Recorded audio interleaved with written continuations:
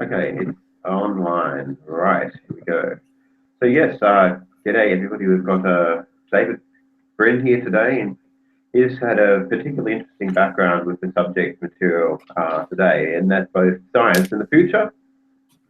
And yes, we have I'll introduce David. I'm just getting rid of some echo there. David's earned a master's in science and applied physics and a doctor of philosophy in a degree of space science. He serves as on the advisory board for NASA's Innovative Advanced Concepts Group and frequently does futurist consulting for government agencies. But he's most well known for his many science fiction novels, of which he's won many awards, Hugo's and things like that. So, yes, welcome. It's great to have you again, David. And we're going to talk now about future day and think about the future. Well, terrific. Yes. And hello to your worldwide audience, Adam. Great. So yeah, I mean, like you've been involved in sort of futurist sort of consulting before. What have you been doing there? Can you give us just a brief outline of what you how you're involved, like with NASA, for instance, the Advanced Concepts Group? Well, I'm on the board of advisors for NASA's Innovative and Advanced Concepts Group, which is the program that gives small seed grants to far out but barely plausible ideas. And that seems to pretty much define my life. Far out but barely plausible. I'm also on a number of advisory boards, and I give a lot of speeches about AI in the future, all those things. And it's actually taking way too much time away from my writing, and my readers are sending me hate mail, and they quite agree. And so does my wife. My wife says all this other stuff will be gone 100 years from now, and all that'll be left of you is your books. So, I really should focus more. But there's Hollywood interest always nibbling at some of my novels, like Killing People and the Startide Rising universe. Of course, Kevin Costner made that mixed film called The Postman back in 1987, based upon my novel. Yeah. So, there's all these balls juggling in the air, and all I have in front of me is an orange at this point. But try to work on, trying to figure out whether or not we can use these prefrontal lobes, which are these little nubs just above the eyes, that are the organs that allow us to imagine, at least, that we're looking into the future. They're what enable us to picture ourselves doing things that are different than and being in a place where things are different than they are. Trying to imagine if you were someone else, for example. And that's so when you read plausible fiction, you're exercising your prefrontal lobes in connection with the centers of your brain that engage in empathy and mirror neurons. You're mirroring the notion that you're somebody else. But when you do this, imagining yourself in the future, that's special. Animals can have empathy. Some of the highest animals have a sense of the model that someone else is thinking something. But no one else goes into the future. And we need to do it more. I mean, essentially what's happening in Western civilization today is not a civil war between left and right or any of those other awful, horrible cliches, but between those who have hypertrophied or active prefrontal lobes and they worry about making tomorrow work. And those who are, quite frankly, terrified by thinking such thoughts. And this drives romanticism and nostalgia. And sometimes your allies are more romantic nostalgists than you're willing to. You like to think, everybody likes to think theirs is the future-oriented side. We're the side that know stuff. We're the side who are the brave rebels against the powerful elites that are trying to, and no one ever asks where they got that value system. And we got it all from Hollywood. If you take a look at almost every Hollywood film we've enjoyed, every movie whose lyrics we loved, every novel that excited us, the number one message was suspicion of authority. Some authority figure is abusing the protagonist and they have to win a victory over the authority figures. Also, Hollywood preaches tolerance, diversity, and appreciation of eccentricity. Almost never in a movie do you bond with the main character if that character hasn't exhibited some eccentric trait. And what's special about Western civilization is it doesn't have to be your eccentric trait. They become a member of your tribe, somebody who you care about, because they exhibited some eccentric trait of their own. And that's actually something I've never seen commented on about what Hollywood does. Hollywood also teaches two rather vile messages. And that is, no institution can ever be trusted, and your neighbors are all sheep.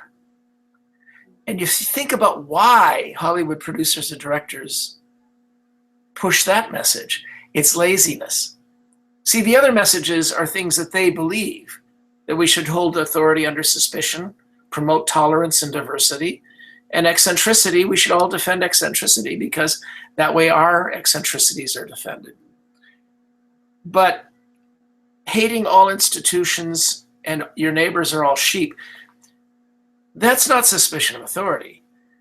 That's a message saying, I need to keep my hero away from help so that I can have a pulse-pounding jeopardy for 90 minutes of film.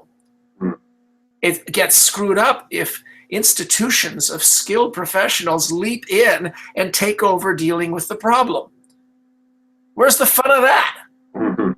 Or if you can turn to any neighbor, or at least there's some neighbor in your neighborhood who would immediately drop everything and help you. And so that is seldom shown. And it's very refreshing when you see a film that actually does show, yes, this institution over here is being evil, but this one is one that you can call for help. And yet still, as the protagonist, still you're going to be in pulse-pounding jeopardy for 90 minutes. See, that takes writing. Whereas if you just assume the worst, that you can't get help from institutions or your neighbors, then the story writes itself. You can keep the hero in jeopardy for all 90 minutes. The institutions and the neighbors are usually part of the problem. So it's laziness that has spread this. And now we're paying the price because there's no trust in anything anymore. We don't trust each other. We don't trust our institutions, even those institutions which are on our side. We don't trust them. We don't trust our neighbors. Now, suspicion of authority is really underlies some of the great value of science fiction. That's when we get these wonderful, what I call self-preventing prophecies. And you can find an essay of mine by Googling my name and self-preventing prophecy. It's not self-preventing. Not self-fulfilling, but self-preventing.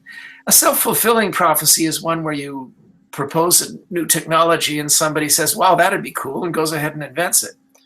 I've done that. My novel Earth had web pages 3 years before the web. Do I get royalties? But the self-preventing prophecy is one that scares people so much that millions of them act to prevent it from coming true. Now, Adam, I'll bet you can think of one. Okay, so there's a lot of fear about nanotechnology or the dangers of AI or nuclear destruction or Yeah. Yes, well, there are valid concerns, but yes, I mean, is the appropriate response fear and paralyzing worry, and banning or putting moratoriums on research on AI? Well, that isn't what happens. Just Just last month, there was a conference at Asilomar in California, and they specialize in these exact kinds of conferences. Because back in the late 70s, they held a conference on genetic engineering that was fantastically successful. All the fears were aired, and the result was best practices that were issued that were followed by most of the labs in the world after that. And it didn't stop a innovation. It just set up proper procedures so that, there's a lot better procedures for preventing things from escaping the lab and for trying to use non-reproducing organisms and things like that. Well, last month there was one on artificial intelligence, and I don't think it was as successful. I think they missed several points. They should have had a couple science fiction authors in the room. But it's an example of the sort of thing where we are concerned because fiction roused our concern. The NASA Planetary Protection Office. We've never found life outside of the Earth, and yet they sterilize spacecraft that are going to land on foreign bodies, and they go through triple procedures if they're going to bring back something to Earth. The best examples of, you mentioned nuclear war. There are those who argue that nuclear war was prevented by stories like Dr. Strangelove, which caused the Air Force to change its personnel procedures. On the Beach, Failsafe, which caused the Air Force to change some other procedures. Soylent Green recruited millions of environmentalists. But the granddaddy of them all was 1984 by Orwell, which caused hundreds of millions of people to declare they were going to make sure that they would not let this happen, that they would spend their lives to some degree or another fighting against it. And here in America, it used to be that the biggest difference between a decent, mature, calm, and reasonable Republican and a decent, mature, calm, and reasonable Democrat was which direction they thought Big Brother was coming from. The Republican was fearing that snooty academics or faceless government bureaucrats were conniving to create some kind of tyranny, or at least to oppress. Democrats were concerned that it would be aristocrats, oligarchs, and faceless corporations. And if you put it that way, the obvious answer is, well, duh. They're both right. Tyranny could come from any of those directions. The problem is that in the last 15 years or so, this notion that we're guarding each other's backs, I'm not worried about these elites, I'm worried about yours. But if you want to, you can keep your eye on mine. This reasonableness is gone. And now on all sides of the spectrum, the only people you think could possibly threaten freedom are those ones over there, never your own elites. Well, it happens that I want to reassure all you out there, because you have brains larger than slime molds, that I know which side is the more dangerous one right now. Excuse me, duh. But my blog is called Contrary Brin, and I am ornery enough that I do send little missiles of crit at the other side, the side I'm allied with, just to keep in practice. And because they used to be dangerous back in the last century, and they could be dangerous again. This is the thing I despise most about the insanity and stupidity of today's right, is that they're causing Karl Marx to be discussed again. And we don't need that. It's really, really stupid stuff. But he is going to become roaring back, because they are creating a situation in which people will have no other choice. And now I will hand things back to the host of the show to ask another question. Another question. Well, let's talk about the notions of progress then, and like especially its attractor states, which I've seen you write on before. I think that's pretty interesting stuff. Um, so, to your view, what would count as progress, and what kinds of attractor states? So, what do you mean by attractor state when you say it, and what kinds of attractor states would you find good, and which ones would you find repulsive or bad or nasty? I'm going to trust that you and your audience have heard of the Fermi Paradox, and if they haven't, they should look it up. It's the question of why we haven't seen any sign of aliens. And I think it's terribly immature that most of the really smart people on the planet, like Stephen Hawking, they leap to one conclusion or another, and they say this is why we haven't seen aliens. And I think that's terribly premature. We have no evidence, very clear evidence, except that we've eliminated a couple possibilities, and we now know that planets aren't rare, for example. That's fabulous, by the way. You live in a civilization that found that out. Wow. Every now and then you should get a little jolt of pleasure from living in a civilization like this. And that's a clue. That's a clue. Because of the 100 explanations for the Fermi Paradox, I've cataloged about 100 of them. And of the 100 or so, in the top 10 is this, that feudalism is an attractor state. 99% of human societies that got agriculture and metal quickly became feudal societies in which a gang of tough guys used metal implements to take other men's women and wheat. And then they hired priests to go around dancing and hopping in spangled robes and saying it's good that the baron or the lord or the duke or the king is taking your daughters and making your sons work for him. It's a good thing. It's noble. It's what the gods want. If you think about how this pays off Darwinistically for the guys who succeed, you can understand that it's an attractor state that won everywhere. And we're all descended from the harems of the guys who pulled this off. And there's no reason to believe that this would be restricted to humans. You know, I think about intelligent bears or intelligent tigers or even intelligent elephants. In every single case, it seems logical that this attractor state would take hold, and that most of their cultures would be feudal as well. Yeah. The thing about feudalism is it prevents progress. It maximizes stupidity. And I've just explained human history for you far better than Toynbee, Spengler, and everyone else. Marx. And that is that the attractor state of feudalism results in stupidity over and over and over again. Why? Because they repress criticism. And one of my aphorisms is cito Kate. Criticism is the only known antidote to error.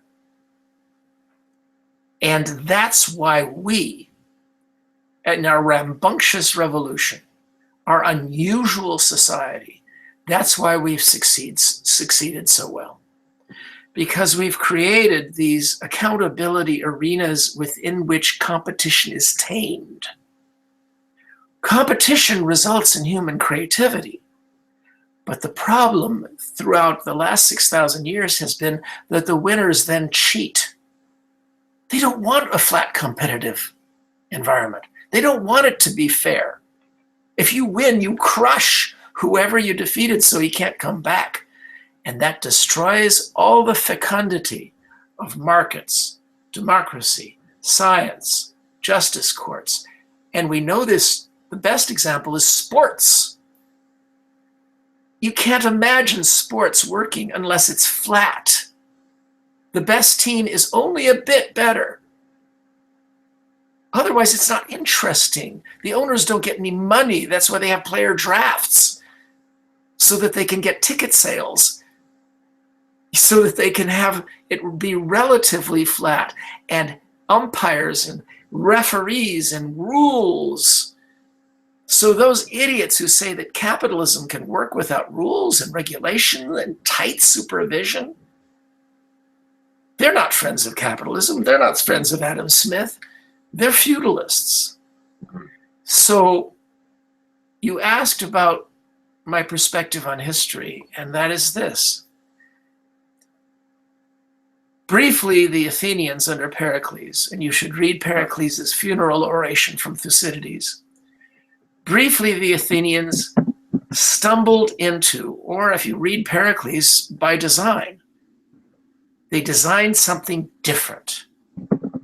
And it made them so powerful that it terrified everyone around them. It made them dazzlingly powerful and productive, so that everybody ganged up on them. And it didn't last, because they were too immature and unknowledgeable and stupid to be able to make something as complicated as democracy work. And they fell into all the traps that await democracy. We tried it again. And for 250 years, 300 if you want to go back to Cromwell. All right, I'll give you that. Somewhat. John Locke. But for a quarter of a millennium, we've done better than Pericles and the Athenians did. By the way, I hate that horrible film 300, which, extolled the Spartans and they sneer at the Athenians. Leonidas would never have done that. He would never have sneered at the Athenians. Why? Because he remembers the shame just 10 years before of arriving too late at Marathon, where the shopkeepers and the butchers and the bakers slaughtered one Persian army and then ran in full armor to stave off another one. All he had to do was turn his head, but the movie never lets him do that, and see the Athenian navy defending his flank. And they only retreated when he blew it. So both 300 and its sequel is just lies. But my point is that we've been trying the same thing, and that is get things lateral, not hierarchical, not a pyramid, but a diamond of an empowered middle class that's unafraid of the rich and outnumbers the poor. And make everything flat, not so it can be sweet, but so it can be fair and competitive. And the result has been a civilization that has outproduced all of the previous civilizations combined in discoveries, in wealth production, in poverty elimination, in science, in fun, and in wisdom, because we're the first that ever really, really started caring about the environment. The first that criticized itself so much about racism and sexism and the faults of our parents. And those out there listening to this who are steaming in anger right now, they reflect that habit of self-criticism, and they're uncomfortable to hear somebody praise a culture that they criticize so much. But their very criticism is part of what makes this culture great. Now, here's the problem. The diamond's not stable. It's an attractor state. It's more powerful. It's more productive. It's vastly better in all ways than feudalism. But feudalism is stable. This diamond is not. It teeters, it rocks, and every generation, winners, billionaires, whatever you want to call them, aristocrats, try to suborn the system and turn it back into feudalism. And now I've not only explained human history, I've explained what's happening right now. And your audience is probably very confused where I am on the left-right axis. Good. Because it's stupid. Get off it. The world is more complicated than that simple linear thing. But yes, the right has gone insane. I'll admit that. So yes, it certainly looks as though there's a war on science at the moment. Well, it can be called that. Now, a lot of talk of alternative facts have been has gone around the news, and people are worried that the governments and corporations are trying to present a view of reality to fool people into believing what they want them to believe for their own nefarious purposes. And Well, also because they're stupid, they don't understand what facts are. So there's well, probably a mixture. But I'll let well, you. yeah, there's a real mixture there. But the thing is that all of the enemies of the West are lethally allergic to light. When Edward Snowden revealed things about the United States government, when Julian Assange did, there was no lethality. All it did was make things better. Some people were embarrassed. And then the commissions gathered and made some reforms, and they were nowhere near enough reforms. And then the next whistleblower is going to cause us to reform. Light is the friend of this experiment. And criminal gangs, foreign despots, fanatics, all the lethal enemies of the West are lethally allergic to light. And this is why they have come up with this very clever way of combating light. And that is fog. A fog of obscurity, a fog of undermining the fact-based professions. It's not just a war on science. Journalists are in the crosshairs, you see that. Teachers, medical doctors. And when you get to medical doctors, you see that it's not just the right waging war. The many aspects of science are being waged war upon by fanatics of the far left. The difference is that it's the far left rather than the entire right. Mm-hmm. So please, I don't want hate mail. Whoever is going about to write me hate mail, I didn't mean your kind of leftist. The point is that it's a war on all fact-centered professions. And we can hope that a huge mistake was just made when they included the United States Military Officer Corps and the intelligence community. Because how can that have been smart? But they're among the last two standing that weren't under direct assault. People who live by facts.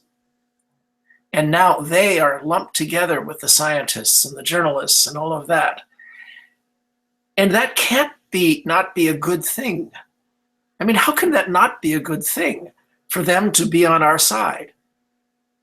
Now, the military and the intelligence officers don't want to be on a side. They are almost religiously devoted to being apolitical.